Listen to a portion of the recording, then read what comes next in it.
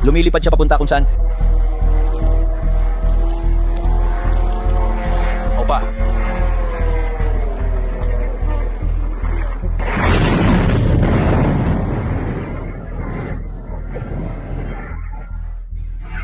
Isa itong bahay na tinitirhan. Ang trono ay mukhang pinakamalapit bago ito tuluyang mawala. Ganyan din ang nangyayari sa ating batang ambisyoso, Kirill Dmitriev. Ang panloob na bilog ni Putin ay nagkakagulo sa harap ng ating mga mata. Dahil sa isang napakalaking sugal sa politika ng kanyang itinuturing na tagapagmana ay bigong-bigo.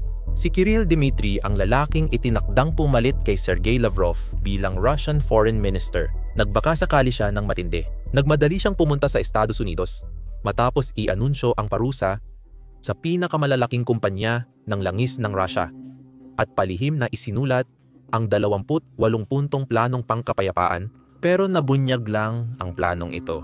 Lumabas sa transcript ng tawag ni Dmitriev na ipapasa niya ang planong Ruso sa Estados Unidos. Hayaan ang Estados Unidos na ipresenta ito na parang kanila ang plano.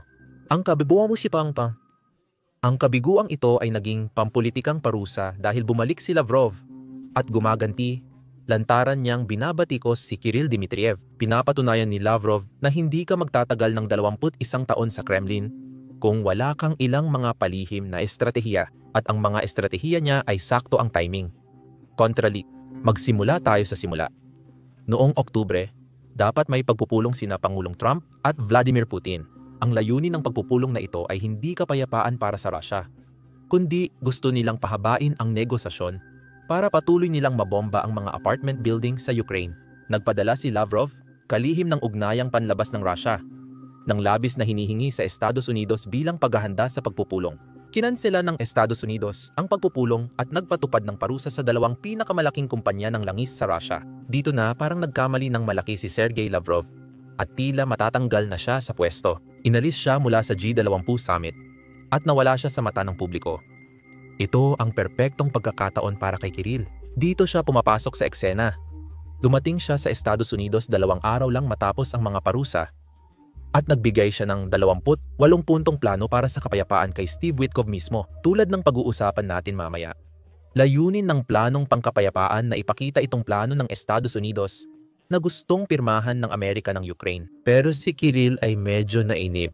Naniniwala siya na masyadong mabagal ang kilos ng panig ng Amerika. Yapari-kari, kaya siya mismo ang nagilik ng plano sa Axios. Tingnan mo ito.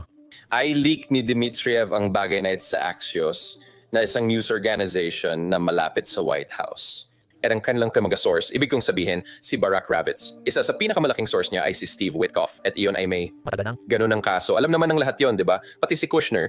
Kaya naglalabas siya ng impormasyon at parang binibigay ang mga detalye at pinapakita na parang talagang mangyayari na agad. Bakit? Sinusubukan niyang pilitin na mangyari ito. Gusto niyang maisakatuparan ang kasunduang ito. Ngayon, isa itong matapang na sugal ni Kirill. Pero ang tungkol sa mga matapang na sugal, pinapalakpakan lang yan kapag nagtagumpay. Kapag pumalpak, nagiging sandata ito ng mga kaaway mo laban sa'yo. At yan mismo ang nangyayari ngayon. Para maintindihan ito, kailangan muna nating malaman kung bakit ginagawa ni Kirill ang mga negosasyong pangkapayapaan. Alam mo, si Kirill ay isang napaka-ambisyosong tao. Nag-aral siya sa Harvard dito sa Estados Unidos. At ngayon ay namumuno sa Sovereign Wealth Fund ng Russia. Mataas ang posisyon na iyon. Pero hindi pa rin ito sapat para kay Dmitriev. Gusto niya ang trabaho ni Sergey Lavrov. Gusto niyang maging foreign minister ng Russia.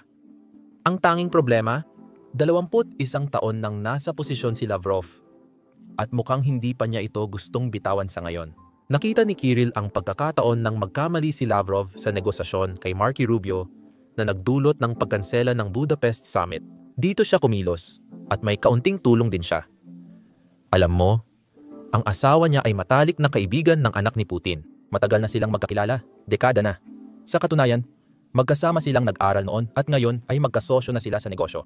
Kaya nung nagkamali si Lavrov, hulaan mo kung sino ang nagsabing baka hindi siya ang pinakamagandang mamuno sa Russian Foreign Ministry kay Putin. Anak ni Yenge ni Putin lang ito. Sinabi niya kay Putin na masyadong agresibo si Lavrov para makipagkasundo sa kapayapaan kasama ang Estados Unidos. Ngayon, hindi siya isang YouTuber tulad ko. Hindi lang siya nagrereklamo. may solusyon siya para sa tatay niya. Si Kirill Dmitriev, asawa ng matalik niyang kaibigan. Ayon sa anak ni Putin, si Kirill ay isang mahusay na kapalit para kay Lavrov. Dahil siyempre, tumatanda na si Lavrov. Pangalawa, diplomat lang si Lavrov at di niya alam makitungo sa negosyante gaya ni na Trump at Steve Witkoff. Hulaan mo kung sino ang negosyante, si Kirill? Bukod pa rito, nag-aral siya sa Estados Unidos, kaya mas nauunawaan niya ang kulturang Amerikano kaysa kay Lavrov. Ngayon, alam ni Kirill na hindi sapat ang mga argumentong ito para mapalitan si Lavrov.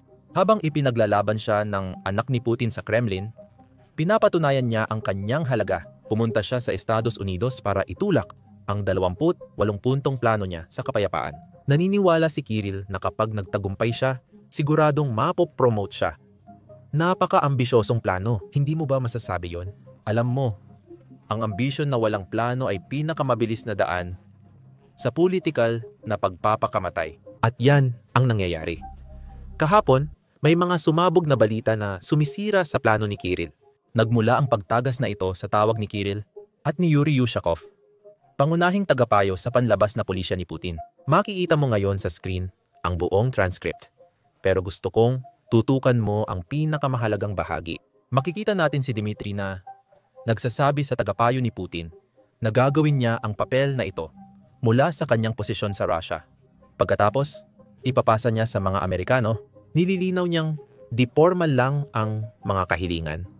Tapos hinahayaan niyang ilahad ito ng Amerika na parang sarili nilang plano. Hindi niya inasahang agad tatanggapin ng Estados Unidos ang bersyon niya. Pero naniniwala siyang ang pinal na bersyon ay halos kapareho pa rin ng kanya. Ngayon, gaya ng hula ninyo, ang dokumento ay ang 28 puntong plano ng pulisya at talagang gusto niyang paniwalaan ng mundo na hindi siya ang nag-isip nito, kundi ang Estados Unidos. Ang paglabas ng tawag na ito ay naglalantad ng buong kwento. Pero ang tanong ay, sino ang naglalabas ng impormasyon? Alam natin na hindi ito mula sa Estados Unidos agencies dahil nadawit rin si Steve Witkoff, isang Estados Unidos opisyal, sa paglabas ng impormasyon.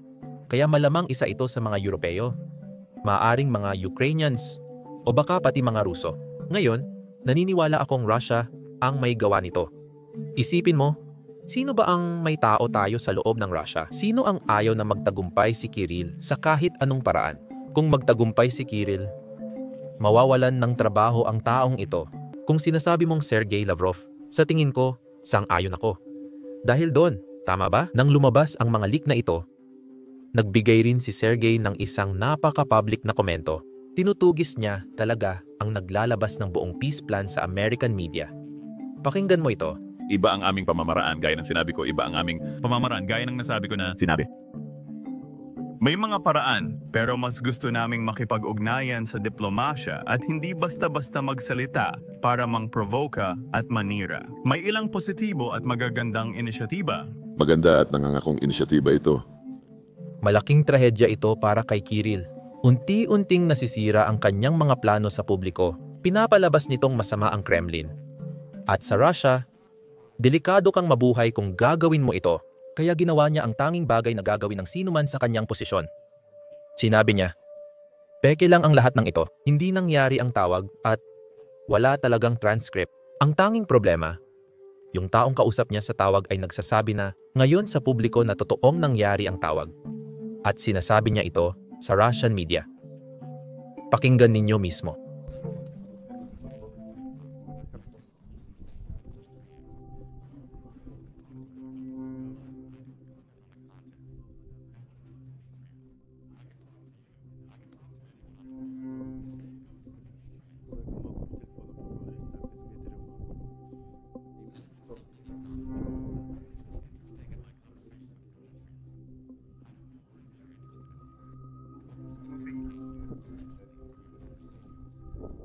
Sa palagay mo, bakit ito ginagawa? Para saan ito?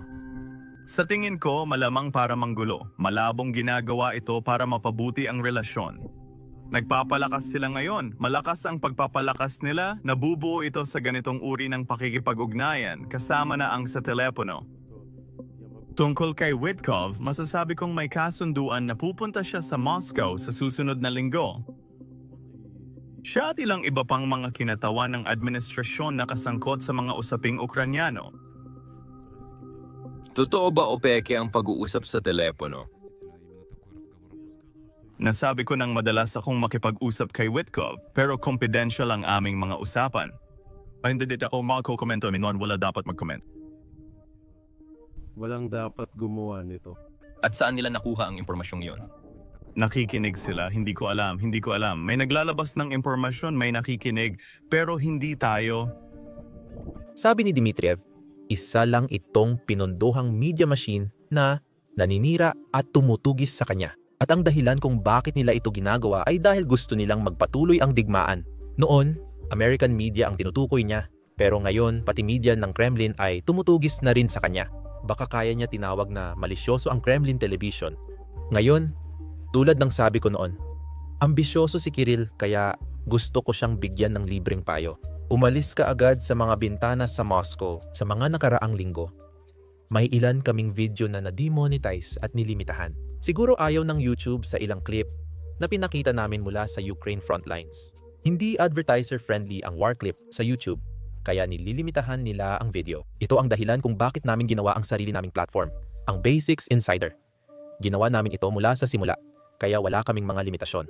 Sa ganitong paraan, maibabahagi namin sa inyo ang uncensored coverage ng mga kaganapan sa Ukraine at buong mundo. Kung interesado ka sa ganito at nais mong suportahan ang independenteng pamamahayag, siguradong pumunta ka. Bisita kayo sa aming website sa basicsinsider.com. Maari mong i-click ang link sa description o iscan ang QR code sa screen. Sa pagsali, mapapanood mo ang maraming content na di namin pwedeng i-upload sa YouTube. Bukod dyan, susuportahan mo ang channel at coverage namin. Salamat! Ako si Sam. Magkita tayo sa susunod.